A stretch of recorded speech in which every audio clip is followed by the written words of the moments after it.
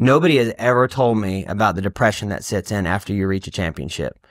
2017, the year after, like, I win the championship, I'm a baller. Like, I never bawled in my life until I got saved. Now I cry all the time. Like, my daughter does something amazing, or, you know, something, I'll cry. I will cry. You talk about my horse, I will cry. Talk about hearing God's voice, I will cry. Never cried prior to Christ at all. It wasn't allowed in my household. You did not do that. And dang it, I lost my train of thought. What did you say again? Post After championship. So I win the championship. I bawl like all night long. I'm 33 years old when I win the championship. Like, I've been roping since I was 4. You know, I've been singularly focused on a championship for 20 some years, and I came from nothing, bro. Like, there was no, you know, for me there was no, like, and there were people that helped me. You know, Fred Brown was a huge staple in my life, helped me with this right here. But there was no checkbook. There was no family money. There was nothing. Like, I had to get out there and do it. And I had in my head, I'm going to die or I'm going to make it. And I did it. I finally did it. And I was so thankful to God. And I bawled and I cried.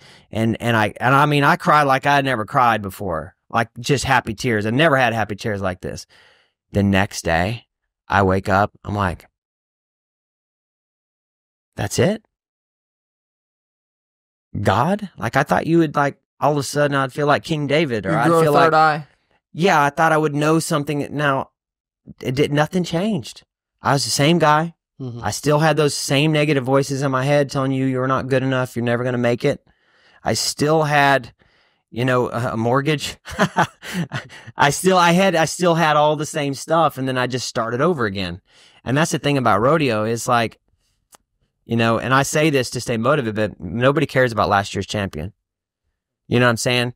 It's about who's the champion now and how many can you get. And I didn't know about it after I was struggling with it. I come through the 17 season, I rode good. You know, I'm like, you know, top 5, top 6 going in the finals or whatever. But I had done a lot of studying of Olympic athletes that put this on such a pedestal that after they achieve their thing, that it's just like a letdown. And it's not discrediting what you win, but it's just like you think you'll on the other side are a different human being, like you transform but you're still the same person. And I learned something through this. I learned how to be, you know, through training, what the perfect mix of the complete rodeo badass is. It's to work like you'll never have another day of practice in your life. So hungry, so focused.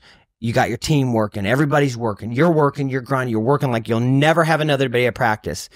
And you're focused. You run all the tapes. Your horse is right. Then you go to the rodeo and you act like you don't give a damn. Mm-hmm.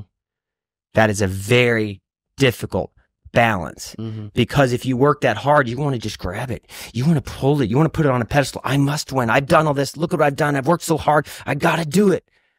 But the real badasses, they work like that. They have the talent like that. But when they show up, it's like, these guys, they don't know nothing. They don't know what I'm fixing to do.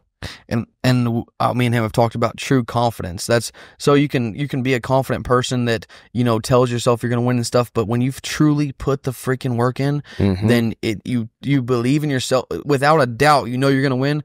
Then you can just relax and go let your body take over, because you've already done put the work in day and day out. Now it's just time to cash your check.